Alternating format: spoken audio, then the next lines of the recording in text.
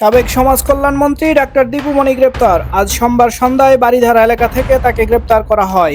রিমান্ডে প্রশ্ন করলেই মাথা নিচু করে কাঁদছেন সাবেক ডাক, টেলিযোগাযোগ ও তথ্য প্রযুক্তি প্রতিমন্ত্রী জুনায়েদ আহমেদ পলক। সাবেক আইনমন্ত্রী আনিসুল হককে রিমান্ডে প্রশ্ন করলেই মুচকি মুচকি হাসেন।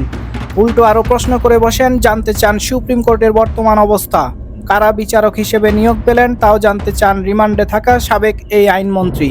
শিক্ষার্থীর মুখ চেপে ধরা শাহবাগ থানায় কর্মরত সেই পুলিশ পরিদর্শক মোহাম্মদ আশরাফ হোসেনকে সাময়িক বরখাস্ত করা হয়েছে। নতুন শিক্ষাক্রম বাতিল করে আগের শিক্ষাক্রমে ফিরে যাওয়া হবে বললেন নতুন শিক্ষামন্ত্রী ওয়াহিদউদ্দিন আহমেদ। দেশের সব থানার কার্যক্রম শুরু হতে না হতেই একের পর এক মামলা হচ্ছে সাবেক প্রধানমন্ত্রী শেখ হাসিনার বিরুদ্ধে।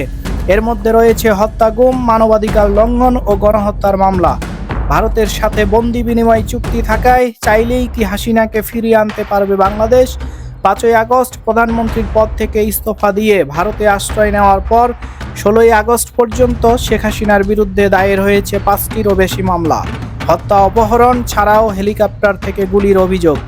ছাত্র জনতার গণ অভ্যুত্থানে নিহতের ঘটনা তদন্তে সহায়তা করতে জাতিসংঘের তদন্ত দল আগামী সপ্তাহে ঢাকায় আসছে বলেও জানান স্বরাষ্ট্র উপদেষ্টা। জেলা, উপজেলা ও পৌরসভা পরিষদে নির্বাচিত জনপ্রতিনিধিদের অপসারণ করে প্রশাসক নিয়োগ দেওয়া হয়েছে। গতকাল পৃথক পৃথক প্রজ্ঞাপন জারি করে স্থানীয় সরকার মন্ত্রণালয়।